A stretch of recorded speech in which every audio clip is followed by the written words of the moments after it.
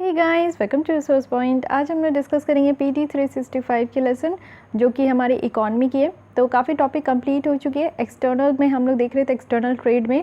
अब हम लोग स्टार्ट करेंगे डब्ल्यूटीओ की सर्विस ट्रेड। तो यहाँ पे इंडिया के द्वारा अपोज किया गया जो बिडिंग पैक्ट था ओपन सर्विस ट्रेड का, तो हम लोग अभी इसको साथ नहीं दे रहे, अपोज कर रहे हैं। तो देखते हैं कि क्या क्या बातें यहाँ पे की जा रही है।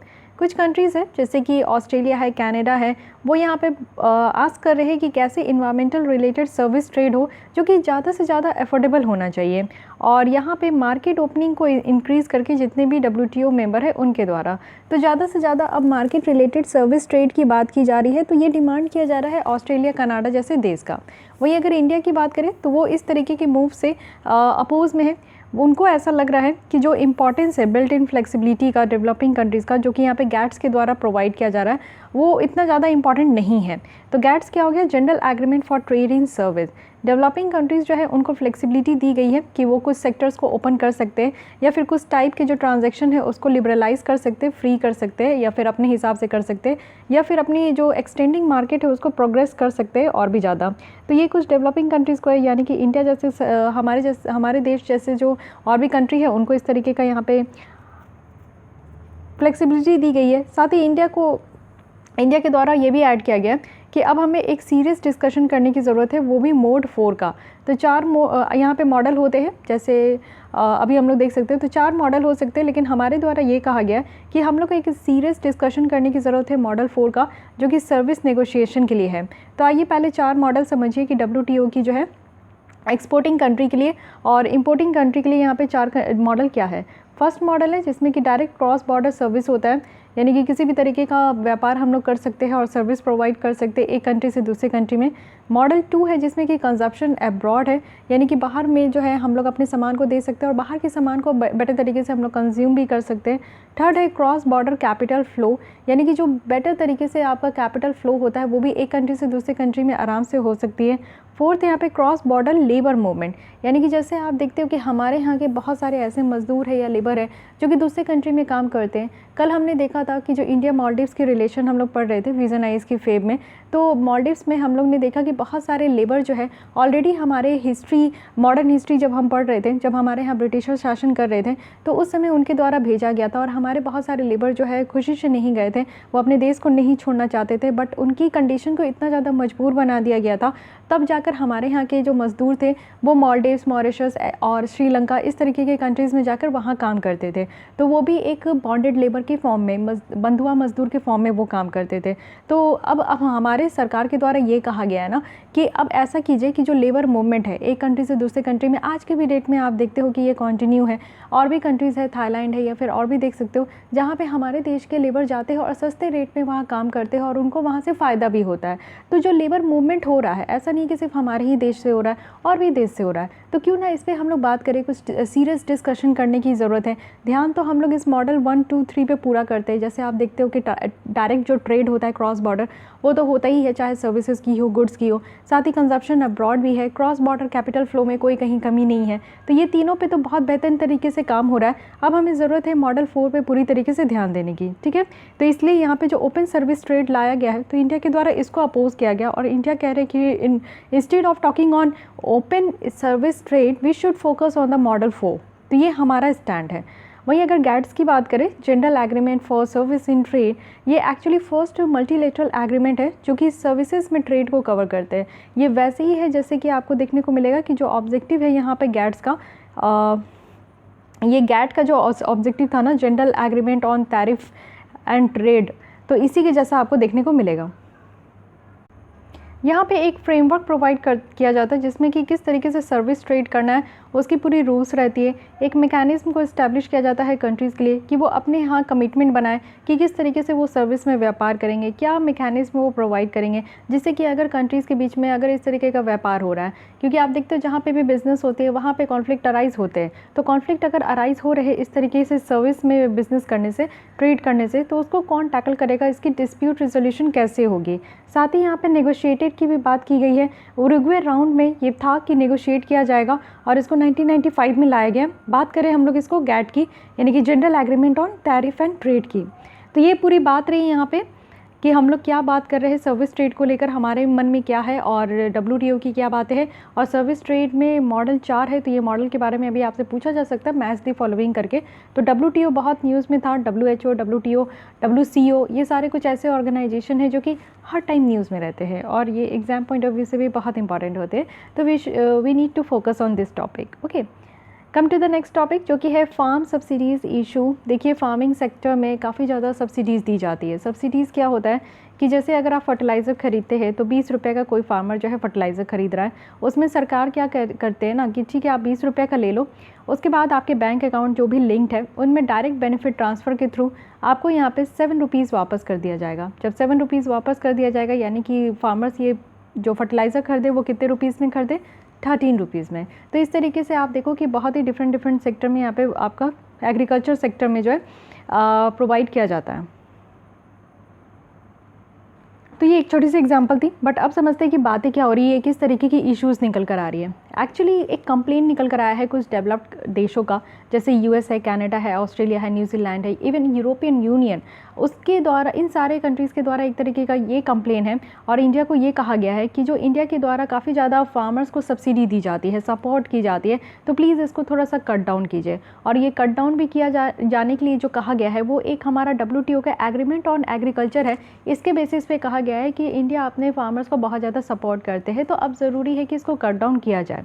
अब यहाँ पे कहा जा रहा है कि डी मिनीस इंटाइलमेंट दिया जाता है। तो ये डी मिनीस होता क्या है, डी मिनीस क्या होता है ना कि एक छोटा सा डोमेस्टिक सपोर्ट किया जाता है, जिसमें हम लोग अलाउ करते हैं ना कि वो यहाँ पे डिस्टॉर्ट ट्रेड हो, वो भी 5% जो भी वैल्यू ऑफ प्रोडक्शन है डेवलप्ड कंट्रीज़ का, 10% किसका, डेवलपिंग का। डी मिनीस कहने का मतलब है कि सिंपल आप समझिए कि हमारे देश के जो किसान हैं उनको हमारे देश के द्वारा जो है काफ़ी सपोर्ट किया जाता है कि वो अपनी प्रोडक्शन ज़्यादा से ज़्यादा करें। अब ज़्यादा प्रोडक्शन हो रहा है तो उसको एक्सपोर्ट भी करें। एक्सपोर्ट करने के लिए क्या होता है कि उनको जो है एक काइंड ऑफ सब्सिडीज़ प्रोवाइड किया जाता है, जिससे कि फार्मर्स को कहीं से भी नुकसान नहीं होना चाहिए। तो आप देखो कि अगर हम लोग एक रिपोर्ट देखें जो कि WTO के स्टडीज़ के द्वारा बताया जा रहा है, तो पर फार्मर जो अंबर बॉक्स है इसमें इंडिया की एक स्मॉल फ्रैक्शन है जो कि डेवलप्ड नेशंस का भी आता है। तो अंबर बॉक्स क्या है, देखिए ये WTO की 3 बॉक्स है जो कि काफ़ी न्यूज़ में रहता है। एक तो हो गया ग्रीन बॉक्स, दूसरा हो गया अंबर बॉक्स और थर्ड है ब्लू बॉक्स। तो इसमें क्या है ना कि नंबर ऑफ़ पीपल्स जो भी एग्रीकल्चर में इंक्लूड है सिग्निफिकेंट वो हायर है डेवलपिंग कंट्रीज़ में, और मेजॉरिटी जो फार्मर्स है वो लो इनकम और रिसोर्स पुअर है। ऑब्वियस है कि डेवलपिंग कंट्रीज़ में आपको ज़्यादा देखने को मिलेंगे फार्मर्स, और वो वैसे फार्मर्स है जिनकी इनकम लो है और पुअर है। अगर हम लोग ये एग्रीमेंट ऑन एग्रीकल्चर की बात करें तो सब्सिडीज़ को यहाँ पे 3 बॉक्स में क्लासीफाई किया गया है। अब इस 3 बॉक्स को समझने का कोशिश कीजिए। सबसे पहला है ग्रीन बॉक्स। ग्रीन बॉक्स कहने का मतलब है कि सब्सिडीज़ जो है ना ये ट्रेड को बर्बाद नहीं करेगा और ना ही मिनिमल जो डिसरप्शंस है उसका ये कारण बनेगा। तो इसमें आपका जो मिनिमम यानी कि कितना मिनिमम जो अमाउंट यहाँ पे फार्मर्स को देना है वो भी सपोर्ट करने के लिए, तो वो चीज़ें यहाँ पे नहीं रखा गया है, कोई लिमिट नहीं है। अंबर बॉक्स क्या कहता है कि ये ब्रॉड रेंज ऑफ सब्सिडीज़ है, इसमें बहुत तरीके का सब्सिडीज़ दिया गया है। एग्रीकल्चर प्रोडक्ट में देखें तो ये 10% है और एग्रीकल्चर प्रोडक्ट में अगर हम लोग देखें तो डेवलप्ड कंट्रीज़ के लिए 5% है और डेवलपिंग कंट्रीज़ के लिए 10% है। अगर ब्लू बॉक्स में देखें तो ब्लू बॉक्स में क्या है कि ये ब्रॉड रेंज ऑफ सब्सिडीज़ है जो कि अलाउ किया गया है, बट यहाँ पे आपका डिज़ाइन किया गया है कि मिनिमीज़ यहाँ पे ट्रेड डिस्टॉर्शन होना चाहिए। तो मिनिमाइज़ करना चाहिए ट्रेड डिस्टॉर्शन, यानी कि अगर किसी भी तरीके का सब्सिडीज़ देने से व्यापार में अगर कोई बाधा उत्पन्न हो रहा है तो उसको मिनिमाइज़ करने की ज़रूरत है, ठीक है, कम से कम करने की ज़रूरत है। यहाँ पे भी आपका कोई लिमिट नहीं है, सब्सिडीज़ देने का कोई लिमिट नहीं है। तो ग्रीन बॉक्स में क्या है कि यहाँ पे आपका जो है ट्रेड डिस्टॉर्ट तो नहीं होगा, लेकिन यहाँ पे मिनिमम डिसरप्शंस की बात की जाती है, नो लिमिट है। और यहाँ पे अगर अंबर बॉक्स में देखिए तो बहुत ब्रॉड रेंज है यहाँ से सब्सिडीज़ का। डेवलप्ड कंट्रीज़ को 5% ही दिया जाता है एग्रीकल्चर प्रोडक्ट में, और डेवलपिंग कंट्रीज़ को 10% तक का सब्सिडीज़ दिया जाता है, ठीक है। अगर हम लोग देखें ब्लू बॉक्स क्या है, तो यहाँ पे आपका ब्रॉड रेंज ऑफ सब्सिडीज़ दी जाती है, लेकिन यहाँ पे कोशिश किया जाता है कि मिनिमाइज़ किया जाए कि इस तरीके के सब्सिडीज़ देने से अगर व्यापार में कोई भी तरीके का डिस्टॉर्शन आता है तो उसको कम करने की ज़रूरत है, ठीक है। तो ये भी ध्यान रखिएगा, फार्म सब्सिडीज़ इशूज़ को लेकर 3 बॉक्स यहाँ पर आपका डिफ़ाइन किया गया है। आगे चलते हैं, अब यहाँ पे देखते हैं इंडिया का क्या इन्वेस्टमेंट रिजिम है। सबसे पहले अगर हम लोग देखें, हमारे यहाँ जो डिपार्टमेंट है, department for promotion of industry and internal trade, इनके द्वारा एक डेटा रिलीज़ किया गया है, वो भी एफडीआई को लेकर, फॉरेन डायरेक्ट इन्वेस्टमेंट को लेकर, और वो भी 2019-20 का, जिसमें कि कुछ बातें हाईलाइट की गई हैं। इट मीन्स कि यहाँ पे आपको हमारे कंट्री में जो फॉरेन डायरेक्ट इन्वेस्टमेंट है उसकी पूरी तरीके से डेटा मिलने वाली है। इट मीन्स कि हमारे यहाँ जो फॉरेन इन्वेस्टर्स है वो कितना आकर हमारे कंट्री में और किस फील्ड में और किस कंट्री से आकर यहाँ पे इन्वेस्ट करते हैं। एफडीआई की बात करो इंडिया में तो अभी बहुत बढ़ा है, यानी कि 18% तक हमारे यहाँ इंक्रीज़ हुई है। इंक्रीज़ होने का कोई आपसे कारण पूछ ले तो आप क्या बताओगे? क्योंकि एफडीआई में क्या है कि बहुत सारे सेक्टर्स में हमारे यहाँ 100% एफडीआई यहाँ पे परमिट कर दिया गया है, वो भी ऑटोमेटिक रूट से। तो एफडीआई आपका दो तरीके से आता है हमारे कंट्री में, एक तो ऑटोमेटिक रूट है, एक गवर्नमेंट रूट है। तो गवर्नमेंट रूट में क्या होता है कि सरकार की अप्रूवल लेने की ज़रूरत होती है और ये प्रोसेस थोड़ा लेंदी हो जाता है। लेकिन अगर कोई इन्वेस्टर्स को लगता है कि उन्हें तुरंत इन्वेस्ट करना है तो वो ऑटोमेटिक रूट्स की तरफ से आ सकते हैं, और यहाँ पे 100% दी गई है, यानी कि बहुत सारे ऐसे सेक्टर्स हैं जहाँ पे 100% तक का प्रोविज़न रखा गया है कि फॉरेन इन्वेस्टर्स जो है इन्वेस्ट कर सकते हैं। तो ऑटोमेटिक रूट से आने का अब यहाँ पे हमारे यहाँ इन्वेस्टमेंट करने की प्रोसेस को और ज़्यादा ईज़ कर दिया गया है, तो इसलिए हमारे यहाँ इन्वेस्टर्स जो है वो बढ़ गया है, इसलिए एफडीआई बढ़ गया है। इंडिया की अगर हम लोग रैंक देखें तो टॉप 10 में जो है हम लोग थे 2019 में, और 63 रहा हमारा वर्ल्ड बैंक का ईज़ ऑफ डूइंग बिजनेस का, जो कि काफ़ी अच्छा चीज़ शो करता है। स्टिल जो फॉरेन इन्वेस्टमेंट है वो अभी भी 2% है हमारे जीडीपी का, यानी कि जो ग्रॉस डोमेस्टिक प्रोडक्ट है, टोटल जो एक साल में जितनी प्रोडक्शन हो रही है उसमें एफडीआई कितना कंट्रीब्यूट कर रहा है, तो सिर्फ 2% ही कंट्रीब्यूट कर रहा है। एफडीआई इक्विटी इन्फ्लोज अगर इंडिया में देखें वो भी 2019 से 20 के बीच में, तो ये कितनी पूरी हुई थी, तो ये 49.9 यानी कि $50 बिलियन तक का ये पूरा एफडीआई इक्विटी फ्लो था।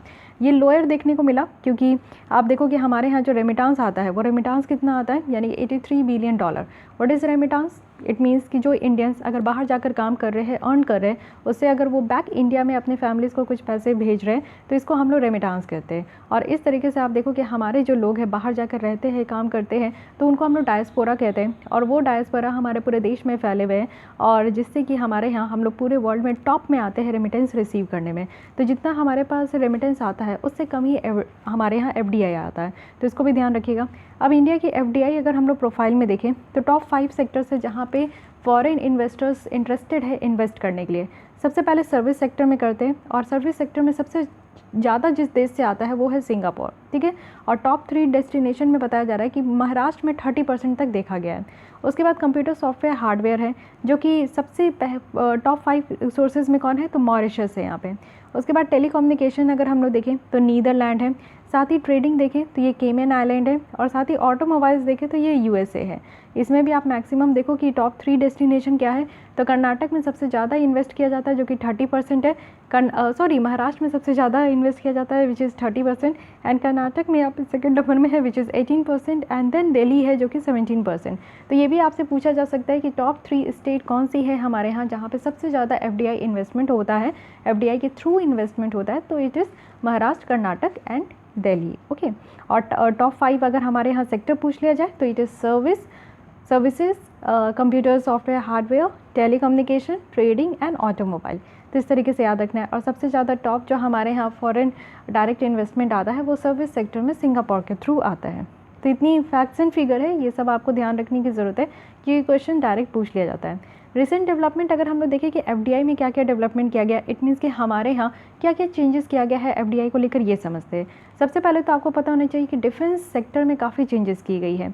एग्जिस्टिंग पॉलिसी में अगर हम लोग देखें तो डिफेंस इंडस्ट्री जो है वो एफडीआई को अप टू 49% तक यहाँ पे लाया जा रहा था, और वो भी ऑटोमेटिक रूट में, और 75% कहाँ से था, तो गवर्नमेंट रूट में था।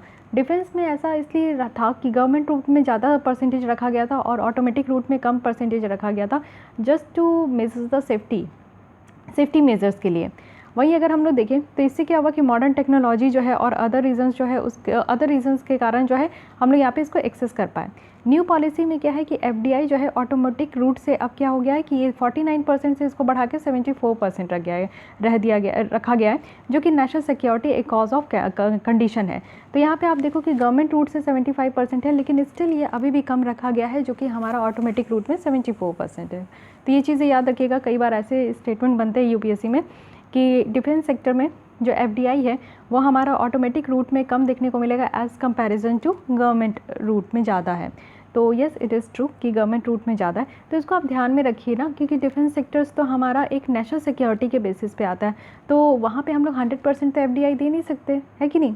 ये भी आपसे 100% FDI की कैटेगरी में पूछा जा सकता है। तो इस तरीके से आप लोग एकदम क्लू बेस्ड रहिए। इकॉनमी क्या होता है कि आप लोग समझ सकते हो उसको, जितना आप समझोगे, जितना आप उसको एक प्रैक्टिकल तरीके से आप उसको अप्लाई करके सोचोगे ना, तो और ये सोचो कि आप अगर सरकार होते और आपके पास इस तरीके का काम करना होता तो क्या आप 100% अलाउ करते ऑटोमेटिक रूट से। तो इस तरीके से आप सोचोगे तो चीज़ों को समझ पाओगे। वहीं अगर गवर्नमेंट की बात करें तो अब वहाँ वो ये रिजर्व करते हैं right to review any foreign investment, वो भी डिफेंस सेक्टर्स में, जो कि हमारे नेशनल सिक्योरिटी को अफेक्ट कर सकता है। DTH सर्विस में देखते हैं डायरेक्ट टू होम सर्विस है, जिसके थ्रू आज के डेट में आप लोग टेलीविज़न वगैरह देख रहे हो, तो यहाँ पे तो 100% FDI है। और लाइसेंस भी आपका 20 ईयर्स के लिए इशू कर दिया जाता है कि एक बार अगर आप इन्वेस्ट कर रहे हो तो अगले 20 साल तक आपको लाइसेंस मिल जाएगा हमारे भारत से कि आप यहाँ पे इन्वेस्ट कर सकते हो DTH सर्विस में।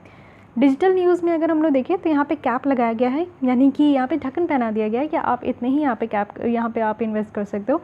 26% है जो कि यहाँ पे फॉरेन इन्फ्लुएंस को चेक करने के लिए और इंटरफेरेंस को चेक करने के लिए हमारे डोमेस्टिक अफेयर्स में। एयर इंडिया में देखिएगा, एयर इंडिया काफ़ी इंटरेस्टिंग है। एयर इंडिया में यहाँ पे 100% FDI लाया गया है, वो भी NRI के लिए ऑटोमेटिक रूट के थ्रू। गवर्नमेंट भी यहाँ पे फॉरेन एक्सचेंज जो मैनेजमेंट रूल्स है इसके लिए वो कहीं ना कहीं अमेंड की है कुछ चीज़ें, तो उसको भी हम लोग ऑलरेडी देख चुके हैं। तो एयर इंडिया में 100% FDI है, DTH में 100% FDI किया गया, लेकिन डिफेंस में भी बढ़ाने की कोशिश की गई, बट हम लोग इसको ज़्यादा नहीं बढ़ा सकते, एटलीस्ट हम लोग गवर्नमेंट रूट से ज़्यादा नहीं बढ़ा सकते, इसलिए 74 तक ले आया है ऑटोमेटिक रूट से। अब आगे बढ़ने से पहले कुछ क्वेश्चन आंसर भी हम लोग देख लेते हैं। तो ये एक क्वेश्चन आपसे पूछी थी कि माइक्रो फाइनेंस जो है एक तरीके का प्रोविज़न है फाइनेंशियल सर्विस, वो भी लोगों के लिए, लो इनकम ग्रुप के लोगों के लिए। यहाँ पे आपका दोनों इंक्लूड है, कंज्यूमर भी और सेल्फ एम्प्लॉयड भी। तो क्या क्या सर्विस यहाँ पे माइक्रो फाइनेंस के तहत आपको दिया जाता है, जो कि ऑलरेडी 2011 में ये क्वेश्चन पूछा गया है।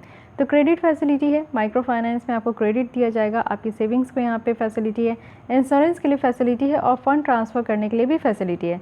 तो सारे ऑप्शन यहाँ पे बिल्कुल करेक्ट है, तो डी ऑप्शन से यहाँ पे करेक्ट हो गए, ठीक है, सारी चीज़ें यहाँ पे बिल्कुल करेक्ट है। तो माइक्रो फाइनेंस के बारे में जैसे कि हमने पढ़ा था, तो उससे रिलेटेड किस तरीके से UPSC क्वेश्चन पूछती है, इसको समझने के लिए मैं यहाँ पे आपको प्रोवाइड की थी। आज के लिए कोई क्वेश्चन नहीं है, कल मैं आपको ज़रूर क्वेश्चन प्रोवाइड करूँगी 2-3, बस आज के लिए चलिए अब हम लोग वापस लेसन पे आते हैं। अगेन छोटी सी न्यूज़ है, विजन के टेस्ट सीरीज़ अगर आप लोग सॉल्व करना चाहते हो तो यहाँ पे आप परचेज़ कर सकते हो। 24 टेस्ट आपको टोटल देखने को मिलेंगे with complete in explanation and PDF, और सारे जो आपके टेस्ट है ना वो वीडियो लेक्चर के फॉर्मेट में होंगे, तो कंप्लीट डिस्कशन होगा जिससे कि आप समझ पाओगे, और टिप्स एंड ट्रिक्स के साथ आपको सॉल्व कराया जाता है कि कोई क्वेश्चंस को कैसे आपको टैकल करना है। ओके, नहीं भी आ रहा है, कुछ भी नहीं आ रहा है, तो वो आप क्वेश्चंस को कैसे आंसर तक पहुंचा सकते हो और किस तरीके से आप आता हुआ क्वेश्चंस को भी गलत ना करो, ये भी प्रिकॉशंस मेजर्स आपको बताए जाते हैं। तो अगर आप लोग को ये टेस्ट सीरीज़ ज्वाइन करनी है, साथ ही इनसाइट की current affairs quiz, monthly magazine quiz के साथ, तो आप लोग डिस्क्रिप्शन बॉक्स में जो ईमेल ID प्रोवाइड किया गया है उस ईमेल ID में आप लोग मेल कर सकते हो, जो कि है rishika.ch77@gmail.com।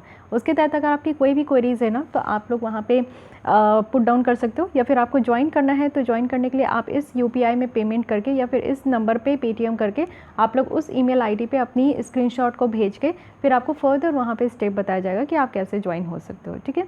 तो चलिए आगे चलते हैं। यहाँ पे आते हैं बायलैटरल इन्वेस्टमेंट ट्रीटी के बारे में। तो एक्चुअली ये है क्या, अभी आप लोग देखो कि रिव्यू करने की बात की जा रही है, जो इंडिया का बायलैटरल यहाँ पे इन्वेस्टमेंट ट्रीटी है, तो इसको देख लेते हैं, पहले समझने की कोशिश कीजिए। बायलैटरल है जैसे कि 2 कंट्री है और इन्वेस्टमेंट करना है, यानी मुझे उनके कंट्री में इन्वेस्टमेंट करनी है या उनको हमारे इन कंट्री में इन्वेस्टमेंट करनी है, यानी कि मेनली इन्वेस्टमेंट को बढ़ाने के लिए हम लोग इस तरीके का ट्रीटी कर रहे हैं। अब इन्वेस्टमेंट को बढ़ाने के लिए क्यों ट्रीटी करते हैं, क्या ज़रूरत है इतना इन्वेस्टमेंट करने का? तो इन्वेस्टमेंट करने का इसलिए ज़रूरत है ना, क्योंकि देखिए हमारे यहाँ बहुत सारे ऐसे प्रोजेक्ट होते हैं जिसके लिए हमारे सरकार के पास उतने रिक्वायर्ड जो फ़ंड की आवश्यकता होती है वो हम लोग पूरा नहीं कर पाते। जैसे मेनली आप लोग देखो कि इंफ्रास्ट्रक्चर प्रोजेक्ट में बहुत ज़्यादा कॉस्ट लगता है। अब इंफ्रास्ट्रक्चर प्रोजेक्ट में ही हमारे फ़ंड की क्रंचेस के कारण क्या होता है कि कई ऐसे इंफ्रास्ट्रक्चर प्रोजेक्ट है, जैसे कहीं डैम बनाना है या फिर टनल बनाना है या फिर आप देखो कि ब्रिज वगैरह बनानी है, तो वो सारे प्रोजेक्ट काफ़ी लंबे चल जाते हैं, 10 साल 20 साल, ठीक है। तो आप कभी सोचिए कि इतना क्यों चले, इतना लंबा क्यों चला है, तब कि 5 साल में कोई भी तरीके का आपका प्रोजेक्ट कंप्लीट हो सकता है। ये इसलिए होता है क्योंकि हमारी सरकार के पास पैसे की कमी है, ठीक है। इन्वेस्टमेंट क्या होता है ना कि कोई हेल्प कर देता है, जैसे अगर हमारा पूरा इंफ्रास्ट्रक्चर का जो कॉस्ट है वो 100% है, तो मान लीजिए कि बाहर से कोई इन्वेस्टर्स आए, वो 25% पैसा वो लगा दे, तो सरकार का लोड कम हो जाता है ना। अब यहाँ पे सिर्फ 75% ही यहाँ पे खर्चा करना पड़ेगा सरकार को, तो इसलिए इन्वेस्टमेंट किसी भी डेवलपिंग कंट्रीज़ के लिए बहुत ज़्यादा ज़रूरी है, ठीक है। तो ये समझिए। और बायलैटरल इन्वेस्टमेंट ट्रीटीज़ जो है, ये वही ट्रीटी है कि दो कंट्री के बीच में ये ट्रीटी होती है, जिससे कि इन्वेस्टमेंट जो है ना इन्वेस्टर्स के द्वारा अगर दोनों कंट्री में किया जा रहा है तो उसको प्रमोट करना। तो इस ट्रीटी से क्या होगा कि कुछ यहाँ पे कंडीशंस को इम्पोज किया जाएगा, जो रेगुलेटरी बिहेवियर है होस्ट स्टेट का। अब देखते हैं कि क्या क्या कंडीशन है। सबसे पहला कि जो होस्ट स्टेट है ना, वो एक्सप्लोटेटिंग यानी कि प्रॉपर्टी को जो ओनर से लेते हैं, वो एक तरीके का इन्वेस्टमेंट में यहाँ पे आपका रेस्ट्रिक्शन लगेगा, और बेयरिंग लगाया जाएगा पब्लिक इंटरेस्ट के लिए एडिक्वेट कॉम्पनसेशन के साथ। तो इट मीन्स कि जो भी इन्वेस्टमेंट किया जा रहा है, जैसे कोई ओनर है, ओनर से अगर कोई प्रॉपर्टी लेकर किसी और कंट्री में जाकर इन्वेस्ट किया जा रहा है, तो जो होस्ट स्टेट है, यानी कि मान लीजिए इंडिया में कोई जो है आपके जापान से आए हैं इन्वेस्ट करने के लिए, तो जापान वाले जो इन्वेस्ट करेंगे वो क्या करेंगे कि अपने कंट्री में जो ओनर है कोई प्रॉपर्टी के, उससे वो प्रॉपर्टी लेंगे और हमारे यहाँ लाकर पैसा लगा देंगे किसी भी सेक्टर में। तो हम लोग होस्ट का स्टेट है, तो हम लोग को ये डिसाइड करना है ना कि हमें किस तरीके के इन्वेस्टर्स चाहिए। क्या ऐसे इन्वेस्टर्स चाहिए जो कि किसी और का पैसा लाकर हमारे यहाँ लगा रहे, या फिर ऐसे कोई इन्वेस्टर्स चाहिए कि ठीक है आपके पास पैसा है, आप अगर खुद इंडिविजुअल अगर डील करना चाहते तो उनको हम लोग अलाउ करें।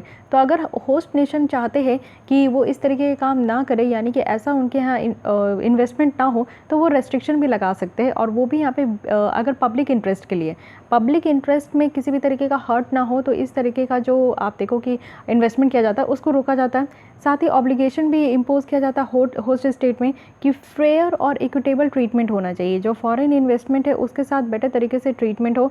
अलाउ करना चाहिए जो ट्रांसफ़र ऑफ फंड है, यानी कि एक कंट्री से दूसरे कंट्री में इस ट्रीटी के तहत, या फिर एक प्रोजेक्ट से दूसरे प्रोजेक्ट में भी यहाँ पे आपका जो है ट्रांसफ़र ऑफ फंड होना चाहिए। इंडिविजुअल इन्वेस्टर्स को अलाउ करना चाहिए कि वो ज़्यादा से ज़्यादा केस जो है होस्ट स्टेट के अगेंस्ट में लाए, अगर होस्ट स्टेट जो है वो सॉवरेन रेगुलेटरी मेजर्स लेकर आते हैं और वो यहाँ पे बायलैटरल ट्रीटी, इन्वेस्टमेंट ट्रीटी के साथ नहीं चलते हैं। तो अगर मान लीजिए कि दो कंट्री है और भारत जो है वो बायलैटरल ट्रीटी में जो भी कंडीशन रखा गया है उसको ये फॉलो नहीं कर रहे, तो जापान वाले क्या कर सकते हैं कि कंप्लेन कर सकते हैं कि भारत हमें जो है इस तरीके के ट्रीटी के साथ कंप्लाइंस नहीं कर रहा है, ठीक है। साथ ही आप देखो कि यहाँ पे international centre for settlement of dispute भी है, जो कि investor state dispute settlement mechanism के अंदर है, और वो भी किस लिए है, तो डिस्प्यूट रिड्रेसल के लिए। और यहाँ पे आपका जो इंटरनेशनल इन्वेस्टर्स है ना, उनके बीच में अगर किसी भी तरीके का डिस्प्यूट वगैरह अराइज होता है तो उसको रिजोल्यूशन करने के लिए भी international centre for settlement of dispute का भी यहाँ पे फीचर्स रखा गया है। अब की फीचर्स देख लेते हैं कि इंडिया का मॉडल जो यहाँ पे है 2016 का बायलैटरल इन्वेस्टमेंट ट्रीटी, तो इसमें क्या क्या इसकी विशेषताएं हैं, क्या फीचर्स है, ये समझिए। सबसे पहले यहाँ पे डिफाइन किया गया है कि investment in the model BIT, ये क्या है कि आप देखो कि ब्रॉड बेस्ड जो एसेट है, ब्रॉड एसेट बेस्ड जो यहाँ पे डेफिनेशन है इन्वेस्टमेंट का, उससे थोड़ा सा आपको अलग देखने को मिलेगा। तो ब्रॉड एसेट बेस्ड जो डेफिनेशन है उससे ये बिल्कुल अलग है, और इसको यहाँ पे जो डेफिनेशन रखा गया इन्वेस्टमेंट का वो इंटरप्राइज बेस्ड डेफिनेशन है, जिसमें कि इंटरप्राइज जो है ना वो एक साथ यहाँ पे एसेट के साथ काम करते हैं। उसके बाद सेकंड यहाँ पे कि मोस्ट फेवर्ड नेशन, जैसे कि कल ही हम लोग डिस्कस कर रहे थे कि मोस्ट फेवर्ड नेशन की कौन कंट्रीज़ को यहाँ पे हम लोग ज़्यादा फेवर करेंगे और जहाँ पे ज़्यादा फेवर नहीं करेंगे। तो मेनली यहाँ पे बायलैटरल जो इन्वेस्टमेंट ट्रीटी है इसका मेन एम है कि एक लेवल प्लेइंग फील्ड प्रोवाइड करना है, यानी कि चाहे कोई भी कंट्रीज़ हो, किसी में भी किसी भी तरीके का डिस्क्रिमिनेशन नहीं होना चाहिए सारे फॉरेन इन्वेस्टर्स को लेकर।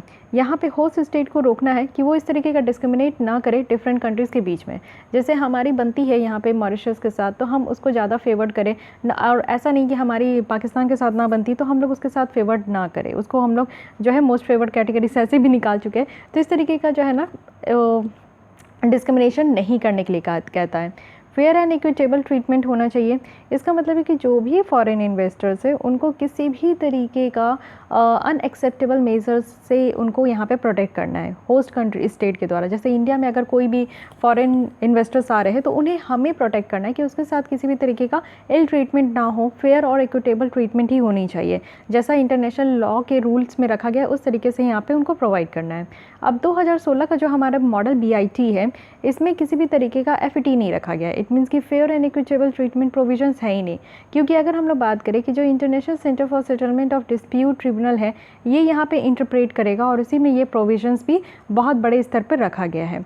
साथ ही अगर देखें तो ये जो ISDS मैकेनिज़्म है, इंडिया के द्वारा क्वालिफाइड किया गया इसके कंसेंट जो कि ISDS को है, जहाँ पे कहा जा रहा है कि फॉरेन इन्वेस्टर्स जो है उनको यहाँ पे ज़रूरत है कि फ़र्स्ट वो एग्जॉस्ट करें जो भी लोकल रेमेडीज़ है, यानी कि वो पहले अपने ही कंट्रीज़ में देख ले कि जो भी डिस्प्यूट अराइज़ हुआ है उससे रिलेटेड क्या क्या रेमेडीज़ है उसको वो यूज़ करें एटलीस्ट फॉर 5 years पीरियड तक बिफोर कमेंसिंग इंटरनेशनल आर्बिट्रेशन। तो अगर कोई भी तरीके का डिस्प्यूट हुआ है ना, तो मान लीजिए 2 कंट्री के बीच में है, हमारा और चाइना के बीच में, तो सबसे पहली बात है कि हमारे कंट्री में क्या अवेलेबल है। अगर हम लोग होस्ट स्टेट है तो हमारे कंट्री में क्या मीडिएशंस की ऑप्शंस अवेलेबल है, तो उसको पहले हम लोग को ट्राई करना चाहिए। जब उससे भी हमारे जो डिस्प्यूट है वो नहीं रिजॉल्व हो रहा है, नहीं ख़त्म हो रहा है, तब हम लोग को जो इंटरनेशनल आर्बिट्रेशन है, आर्बिट्रेशन क्या होता है, यहाँ पे एक आर्बिट्रेटर होते हैं जो कि 2 पार्टीज़ के बीच में सलाह मशवरा कराते हैं, तो तब उसका जाकर हम लोग को मदद लेने की ज़रूरत है। अब ये जो यहाँ पे रखा गया है international centre for settlement of dispute, ये वर्ल्ड की लीडिंग यहाँ पे इंस्टीट्यूट है, जो कि कहा जाता है कि यहाँ पे इन्वेस्टमेंट डिस्प्यूट सेटलमेंट की जाती है। इट मीन्स कि कोई भी इन्वेस्टर्स को अगर किसी भी तरीके की डिस्प्यूट अराइज होती है तो वो यहाँ पे सेटलमेंट होता है। इसको 1966 में इस्टेब्लिश किया गया था, और कौन से कन्वेंशन के तहत, तो ये है convention on the settlement of investment dispute, जिसमें कि लीगल डिस्प्यूट रिजोल्यूशन किया जाता है और कंसिलिएशन भी किया जाता है, वो भी इंटरनेशनल इन्वेस्टर्स के बीच में। तो यहाँ पे आप देखो कि कंसिलिएशन का क्या कहने का मतलब है। कंसिलिएशन में क्या होता है ना कि यहाँ पे भी एक कंसिलिएटर होते हैं जो कि थर्ड पार्टी होते हैं, वो दोनों पार्टीज़ को ए और बी जिनके बीच में डिस्प्यूट है उनको एक्चुअली वो कानून के बारे में बताते हैं कि देखिए ये इस टॉपिक से रिलेटेड अगर डिस्प्यूट है तो आपके लिए ये सारे कानून की प्रोविज़न है, तो आप लोग किस चीज़ को ऑप्ट करना चाहते हैं और किस चीज़ को नहीं ऑप्ट करना चाहते, ये कंसिलिएशन का काम है बताना। अगर इस कन्वेंशन के अंदर हम लोग देखें तो यहाँ पे 155 कंट्रीज़ के द्वारा इसको रेटिफाई किया गया है, और सबसे ख़ास बात ये है कि इसके इंडिया पार्टी नहीं है। International centre for settlement of dispute के हम लोग अभी तक मेंबर नहीं बने हैं, ये बहुत बड़ी बात है, इसको आप लोग ध्यान रखिएगा। नेक्स्ट आते हैं कुछ की कंसेप्ट है, कुछ एंटिटीज़ है, अगेन यहाँ पे एक्सटर्नल ट्रेड से रिलेटेड जिसको कि आप लोगों को समझने की ज़रूरत है। तो चलिए स्टार्ट करते हैं। सबसे पहले इंटरेस्टिंग यहाँ पे टॉपिक है जो कि है एंटी डंपिंग ड्यूटी। तो एंटी डंपिंग ड्यूटी कहने का मतलब है कि जैसे चाइना ही है, और इस बार भी हम लोग हमेशा इस तरीके की ड्यूटी को इम्पोज करते हैं चाइना के ऊपर, चाइना के सामान के ऊपर, क्योंकि चाइना क्या करता है कि अपने यहाँ की जो डोमेस्टिक मैन्युफैक्चरिंग, जितना उनको मैन्युफैक्चरिंग कॉस्ट है ना, जैसे कि अगर वो एक बिस्किट बनाते हैं और उनके यहाँ मैन्युफैक्चरिंग कॉस्ट 10 रुपीज़ है, तो वो हमारे यहाँ 8 रुपीज़ में हमारे मार्केट में बेचते हैं। तो आप समझ सकते हो कि एटलीस्ट उनके यहाँ 10 रुपीज़ है, तो हमारे यहाँ भी वो उस तरीके की बिस्किट बनाई जाती है, तो आपको 10 रुपये में तो बिस्किट मिलता ही है, 5 रुपये में मिलता है, ठीक है, तो आप ठीक ठाक खाओगे तो 10 रुपये वाला खरीदोगे। लेकिन अगर वही उतने ही क्वांटिटी में अगर आपको चाइना का 8 रुपये का बिस्किट मिलेगा ना, तो आप 10 रुपये वाला हमारे डोमेस्टिक मार्केट का छोड़ के आप चाइना के ही बिस्किट खाना स्टार्ट कर दोगे। 2 रुपये की बचत तो होगी इस महंगाई में। तो ये बात है। तो हम लोग नहीं चाहते कि भैया एटलीस्ट हमारे जो दुकान है और हमारे जो यहाँ पे मैन्युफैक्चर एक्टिविटीज़ है और मैन्युफैक्चर सेक्टर है उसको कहीं ना कहीं हर्ट हो। इतने सस्ते दाम में वो हमारे यहाँ डंप करके जाता है सारा कचरा हमारे यहाँ, तो इसको रोकने के लिए हम लोग क्या लगाते हैं, anti dumping duty, please don't dump है। तो उस तरीके का आप यहाँ पे समझ सकते हो। तो फिलहाल अभी हम लोग जो इसको इस्तेमाल किए हैं वो एंटी बैक्टीरियल ड्रग है एक, सिफ्राफ्लॉक्सिन। ये चाइना के द्वारा हमारे इंडिया में बहुत डंप किया जा रहा था, तो हम लोग उसके ऊपर एंटी डंपिंग ड्यूटी लगा दी है। तो ये चीज़ें आप लोग समझ गए। साथ ही यहाँ पे डिपार्टमेंट ऑफ कॉमर्स है जो कि रिकमेंड करते हैं कि एंटी डंपिंग ड्यूटी हमें कहाँ लगाना है, किस प्रोडक्ट पे लगाना है।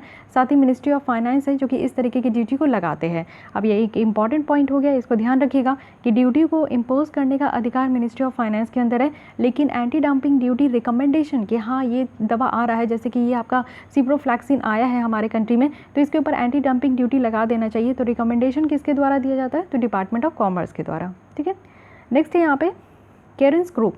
तो एक्चुअली ये 19 एग्रीकल्चर एक्सपोर्टिंग नेशंस का एक कोalition है, और यहाँ पे आप देखो कि मोर देन 25% जो वर्ल्ड के एग्रीकल्चरल एक्सपोर्ट है वो यहाँ पे इस ग्रुप में आए हैं।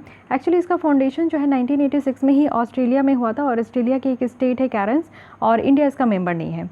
तो मेंबर नहीं है जहाँ पे देखिए वो सारे टॉपिक्स नहीं पूछे जाते यूपीएससी में बेसिकली, जहाँ पे हम लोग मेंबर नहीं है, वो सारे टॉपिक इंपॉर्टेंट होते हैं जहाँ पे हम लोग मेंबर हैं। अब आते हैं डेट सर्विस सस्पेंशन इनिशिएटिव। तो ये इनिशिएटिव का एम यही है कि जो डेट सर्विस है, कर्ज वाला जो सर्विस है, सस्पेंड करना है, तो उसको ग्रांट करना है पुअरेस्ट कंट्री को, यानी कि जो गरीब कंट्री है वो अपने कर्ज को नहीं उनके पास बहुत ज़्यादा कर्ज है तो उनको ग्रांट करने की ज़रूरत है, उनको पैसे देने की ज़रूरत है जिससे कि उनका कर्ज जो है वो कम हो सके।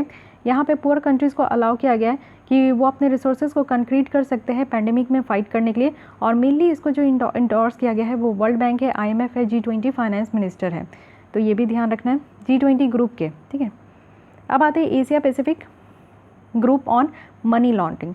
मनी लॉन्ड्रिंग क्या होता है, जैसे आप लोग कपड़े लॉन्ड्रिंग कराते हो, गंदे से साफ़ हो जाते हैं, तो वैसे ही ब्लैक मनी है, उसको भी धुल दो तो वो वाइट मनी हो जाएंगे। तो एक्चुअली ये इंटर गवर्नमेंटल ऑर्गेनाइजेशन है जो कि मेनली ये फोकस करते हैं कि कैसे यहाँ पे एक इंटरनेशनल स्टैंडर्ड लाए, वो भी मनी लॉन्ड्रिंग के अगेंस्ट में, टेररिस्ट फाइनेंसिंग के अगेंस्ट में। ये जो टेररिस्ट को पैसा दिया जाता है वो इलीगल तरीके से दिया जाता है, तो उसको भी रोकना है जिससे कि टेररिस्ट तक पैसे ना पहुँचे और टेररिस्ट इस तरीके का जो है एक्टिविटीज़ ना करें।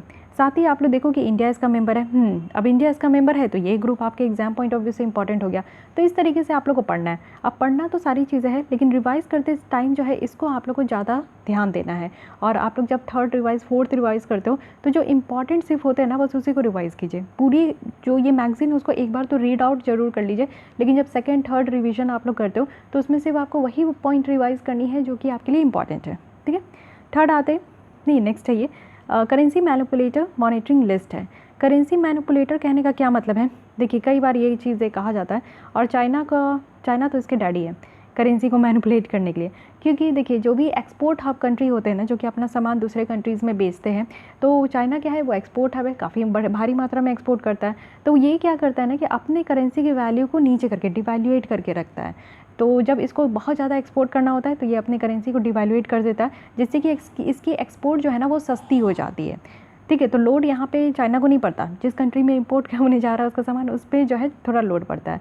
और वैसे ही आप मान लो कि जब चाइना को बहुत ज़्यादा इंपोर्ट करना होता है, एक्सपोर्ट नहीं करना होता है, तो चाइना अपने करेंसी की वैल्यू बढ़ा लेता है। तो ये आपका बढ़ाना, जब मन किया करेंसी की वैल्यू घटा दिए, जब मन किया करेंसी की वैल्यू बढ़ा दिए, वो भी अपने फ़ायदे के लिए, तो इसको हम लोग कहते हैं करेंसी मैनिपुलेटर।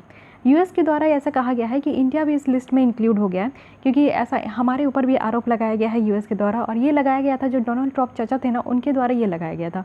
तो बताइए, वो तो कुछ भी बोल देते, तो ऐसा हमारे लिए भी वो इस्तेमाल किए थे। तो अनफेयर करेंसी प्रैक्टिसेस को जो है यहाँ पे रखा जाता है। अब आते हैं नेक्स्ट, जो कि है handicraft and GI toys exempt किया गया है क्वालिटी कंट्रोल ऑर्डर से। तो ये हैंडीक्राफ्ट और GI टॉयज़ को, जिसको भी ज्योग्राफिकल इंडिकेशंस वाले जो जितने खिलौने हैं ना, उसको बाहर रखा गया है, जो क्वालिटी कंट्रोल ऑर्डर रखा जाता है ना कि कौन से प्रोडक्ट जो है इस क्वालिटी को मतलब कि मैनेज कर पा रहे हैं कि नहीं।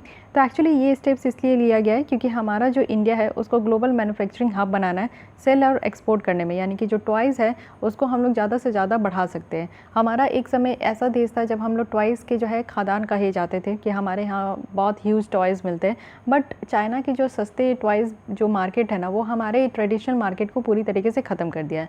लेकिन अब ये टाइम आया कि हमें फिर से जो है हमारी जो क्वालिटीज़ है उसको इम्प्रूव करने की ज़रूरत है। तो इसलिए इंडिया का ये कहना है कि हम लोग टॉयज़ के मार्केट में जिस तरीके से पहले राजा हुआ करते थे, तो इस बार भी होना है, और उसके लिए हम लोग को थोड़ी सारी चीज़ों को यहाँ पे लिबरल करने की ज़रूरत है। तो हमारे यहाँ पे प्रोडक्शन बढ़ेगा जब हम लोग यहाँ पे इस तरीके की क्वालिटी कंट्रोल ऑर्डर जो होता है, जिसमें बहुत सारे हमारे खिलौने होते हैं ना, वो क्वालिटी के कारण जो है वो छट जाते हैं। तो वो सारी चीज़ों से हटा देना है कि ताकि हमारा जो टॉयज़ है एटलीस्ट वो मार्केट तक तो पहुँचे, लोगों तक तो पहुँचे, ठीक है। साथ ही ईरान का न्यू करेंसी निकल कर आया है। तो ईरान के पार्लियामेंट के द्वारा एक बिल पास किया गया है जिसमें कि वो अपनी मॉनेटरी यूनिट को रियाल से वो प्रॉपर्ली टोमन में बदल रहे हैं। तो पहले रियाल था, अब टोमन है। तो हर एक टोमन का यहाँ पे कितना होगा, तो 10,000 रियाल होंगे इस न्यू सिस्टम के अंदर। तो ईरान की न्यू करेंसी है, रियाल नहीं है, अब ये टोमन है, तो इसको याद रखना है। तो यहाँ पे हमारी फोर्थ टॉपिक भी कंप्लीट हो गई, जो कि यहाँ पे था एक्सटर्नल ट्रेड।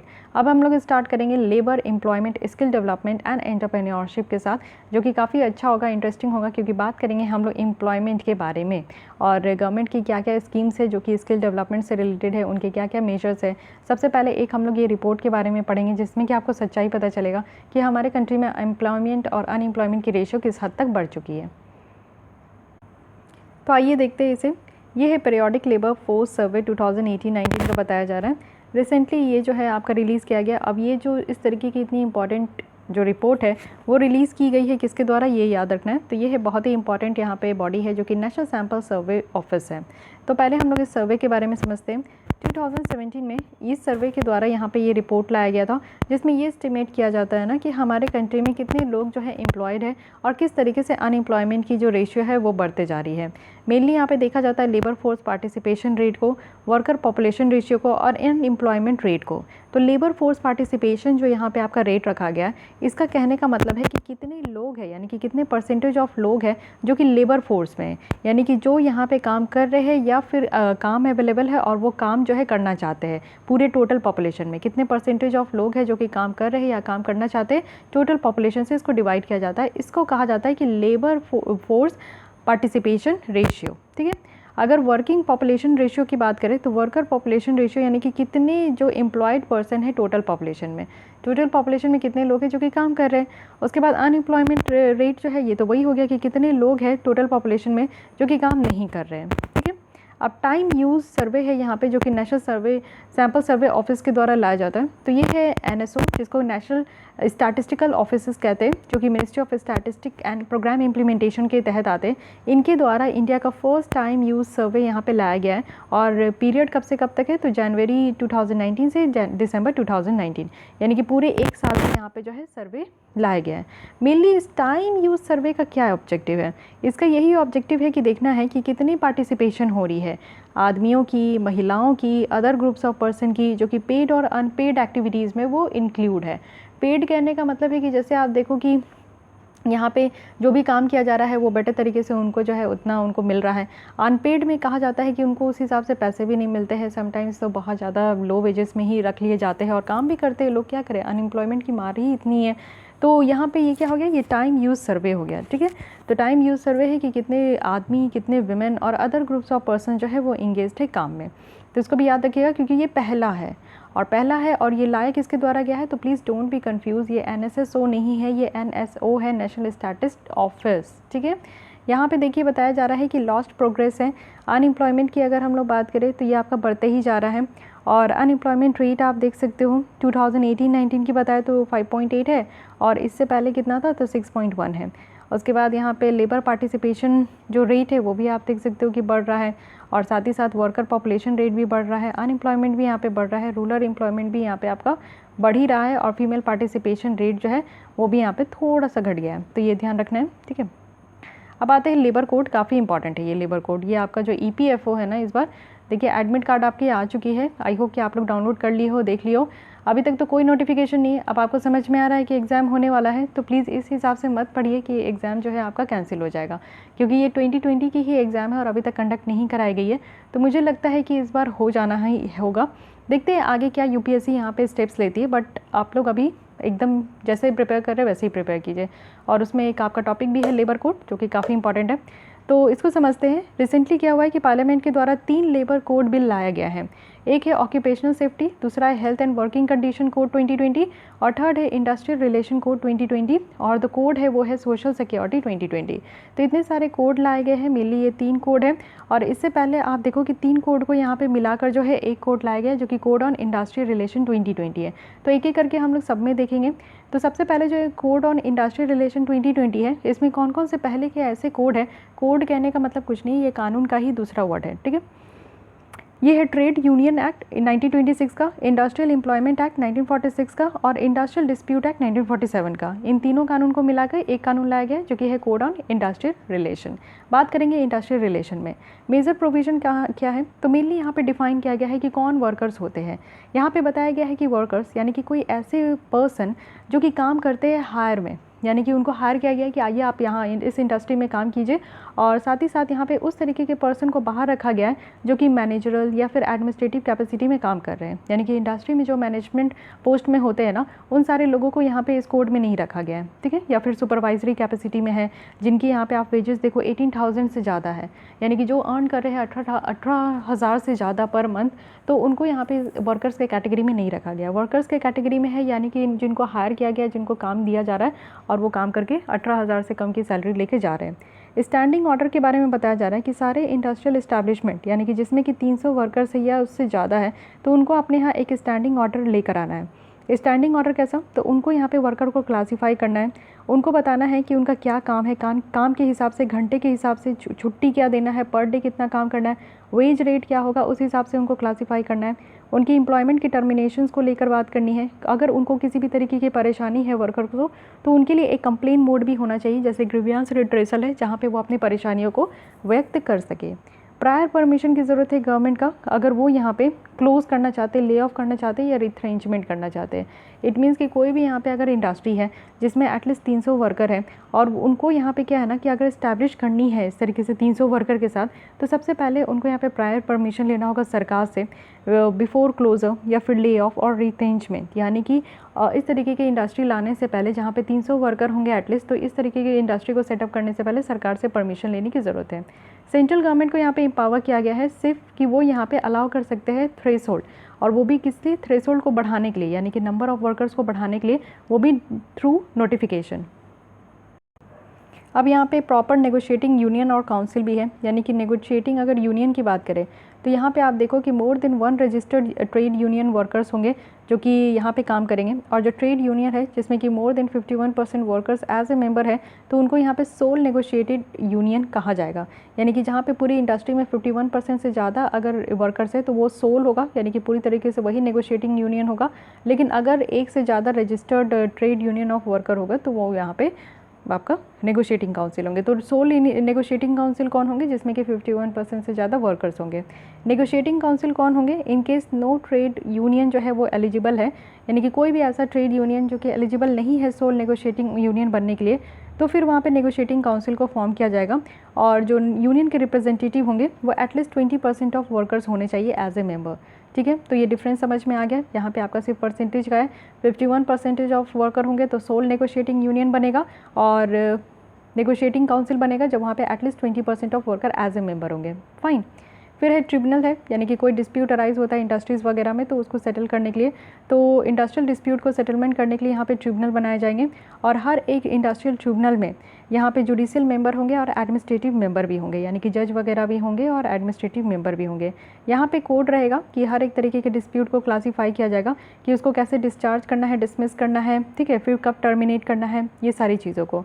जो भी इन केस ऑफ डिस्प्यूट है, जो अगर किसी भी इंडिविजुअल वर्कर के टर्मिनेशन से रिलेटेड है, यानी कि कोई इंडिविजुअल वर्कर है किसी कारणवश अगर वो काम नहीं करना चाहते, अपने काम को छोड़ना चाहते, तो वर्कर यहाँ पे इंडस्ट्रियल ट्रिब्यूनल में वो अप्लाई कर सकते हैं फैसले के लिए। और ये जो डिस्प्यूट है वो 45 डेज़ जब से एप्लीकेशन दिया गया है तब से यहाँ पे 45 डेज़ के विदिन जो है वो यहाँ पे डिस्प्यूट आपका रिजॉल्व हो जाएगा। रीस्किलिंग फ़ंड भी है, यानी कि मान लीजिए कि कोई वर्कर काम कर रहे हैं, उनको और भी अच्छा तरीके से काम करने के लिए सीखना है, उनको स्किल प्रोवाइड करना है, और उनके जॉब को और ज़्यादा उनको और ज़्यादा अच्छा जॉब में जाना है, तो यहाँ पे कंट्रीब्यूशन करना होगा फ़ंड के लिए। ये भी यहाँ पे एम्प्लॉयर के द्वारा रखा गया है कि जो इंडस्ट्रियल में है तो उनको वो यहाँ पे फ़ंड कंट्रीब्यूट कर सकते हैं, और इस तरीके के फ़ंड को इस्तेमाल किया जाएगा किसी भी तरीके के लोगों को रीस्किल करने के लिए, यानी कि जो वर्कर्स है वो अपनी स्किल को बढ़ाना चाहते हैं तो उनको भी यहाँ पे प्रोवाइड किया जाएगा। अब इसी से रिलेटेड हम लोग देखते हैं कि कुछ न्यूज़ है, यानी कि IRC यहाँ पे रूल्स लाया गया है, जो कि यहाँ पे इंश्योर किया गया है कि टाइम बाउंड परमिशन देना है कंपनीज़ को। तो अगर कोई कंपनी को रिथ्रेंच करनी है, लेआउट करनी है या शट डाउन करनी है अपने बिज़नेस को, रिथ्रेंच करने का मतलब है कि अपने बिज़नेस के कॉस्ट को रिड्यूस करना है, ले ऑफ करना है यानी कि पहले काम कर रहे थे बट अब काम नहीं करना है, स्टॉप करना है, और कम्प्लीटली अगर बिज़नेस को ख़त्म ही कर देना है तो शट इट्स बिजनेस। तो ये सब काम करने के लिए एक टाइम बाउंड परमिशन यहाँ पे मिलेगा। ठीक है, साथ ही आप देखो कि एटलीस्ट अगर कोई भी इंडस्ट्री 300 वर्कर्स के साथ इस्टेब्लिश हो रही है तो यहाँ पे सेंटर के द्वारा परमिशन मिलेगा 50 डेज़ एडवांस, वो भी इसलिए क्योंकि ले ऑफ करना है, स्टॉप करनी है बिज़नेस को, 60 डेज़ जो कि रिथ्रेंचमेंट का है, और 90 डेज़ जो कि क्लोजर का है। गवर्नमेंट को यहाँ पे रिड्यूस करना है इन्फॉर्मेशन को भी जो कि एम्प्लॉयर से यहाँ पे मिल रहा है। साथ ही आप देखो एट द टाइम ऑफ रिथ्रेंचमेंट और ले ऑफ, साथ ही प्रपोज करना है कि रीस्किलिंग फ़ंड भी यहाँ पे लेकर आना चाहिए रिथ्रेंच्ड वर्कर्स के लिए, जैसे वो पहले काम कर रहे थे बट अब उनकी कंपनी जो है वो बहुत ज़्यादा महंगी है, मतलब कि कॉस्ट रिड्यूस करना चाह रहे हैं, या फिर रिथ्रेंच वर्कर्स जो काम कर रहे हैं वो अपनी स्किल को बढ़ाना चाहते हैं, तो उनके लिए यहाँ पे फ़ंड भी क्रिएट किया जा रहा है। और सारे एप्लीकेशन को इलेक्ट्रॉनिकली सबमिट करना है, जैसे कोई भी आपका एप्लीकेशन हो गया रिलेटेड टू नोटिस देना है कि स्ट्राइक करने का, लॉकआउट करने का, परमिशन देना है उनको रिथ्रेंचमेंट का, ले ऑफ का, और कंसिलिएटर्स का, ट्रिब्यूनल एप्लीकेशंस का, तो ये सारे तरीके से जो भी एप्लीकेशन देना वो अब इलेक्ट्रॉनिकली दे सकते हैं। साथ ही स्टेट गवर्नमेंट को भी यहाँ पे कुछ रूल्स को फाइनलाइज करने की ज़रूरत है, जैसे कि कंपनीज़ में पॉलिटिकल कॉन्ट्रीब्यूशंस कितना है या फिर फंड को किस तरीके से यूटिलाइज़ किया जा रहा है, सो एक्सेट्रा एक्सेट्रा। तो ये सारी चीज़ें यहाँ पे रखी गई है। तो इसमें जो ड्राफ्ट किया गया है ये इंडस्ट्रियल रिलेशन कोड, तो इसमें आपका मेन पॉइंट याद रखना है कि सबसे पहले टाइम बाउंड परमिशन होगा, साथ ही साथ यहाँ पे एडवांस में यहाँ पे काम किया जाएगा, और साथ ही रीस्किलिंग फंड लाने की बात की जा रही है। सारी एप्लीकेशन को इलेक्ट्रॉनिकली यहाँ पे आप सबमिट करना है, और यहाँ पे स्टेट गवर्नमेंट को भी कुछ रूल्स बनाने हैं। So these are 5 keywords which you have to remember in this new rules. Okay, so मिलते हैं कल। अब हम लोग यहाँ पे क्योंकि 2-3 कोड और भी बचे हुए हैं तो काफ़ी लेंदी है, अब टाइम ज़्यादा हो जाएगा, तो इसीलिए हम लोग यहाँ पे कल मिलते हैं। और this topic is very very important for your EPFO, तो इसको ध्यान से देखिएगा क्योंकि करंट अफेयर से रिलेटेड टॉपिक आपसे पूछे ही जाएंगे क्वेश्चंस, तो इसको छोड़ना क्यों है, क्योंकि न्यू आया है तो इसको ध्यान में रखिएगा। इससे पहले रिवाइज़ करा देती हूँ कि यहाँ पे आपका इस कोड के अंदर इंडस्ट्रियल रिलेशन कोड है ये, तो इसके अंदर आपका नेगोशिएटिंग काउंसिल है और यूनियन बनाने की बात की जा रही है, ट्रिब्यूनल भी बनाने की बात की जा रही है, रीस्किलिंग फंड भी यहाँ पे इस्टेब्लिश किया जाएगा, और हु इज़ वर्कर ये डिफाइन किया गया है। वर्कर्स आर पर्सन, जो कि कोई भी पर्सन है जिनको हायर करके काम किया जा रहा है और जिनकी सैलरी 18,000 से कम है, ठीक है, इससे कम ही होनी चाहिए, इससे जो ज़्यादा है वो यहाँ पे वर्कर्स के कैटेगरी से आउट है। स्टैंडिंग ऑर्डर भी होनी चाहिए, और क्लासीफाई करना है workers on the basis of their working hours, on the basis of their holiday, पे डेज, वट एवर, और प्रायर परमिशन लेने की ज़रूरत है गवर्नमेंट से, वो भी क्लोजर के लिए, ले ऑफ के लिए एंड रिट्रेंचमेंट के लिए। So this is all about this topic and this is all about today. मिलते हैं कल हम लोग इसी तरीके से, और आपको ये लेसन अच्छी लग रही है तो लाइक कीजिए, अपने दोस्तों के साथ भी शेयर कर सकते हैं। फिर भी कोई डाउट, कोई सजेशंस है तो don't forget to comment and make sure कि आपने हमारे चैनल को सब्सक्राइब कर लिया। Thank you.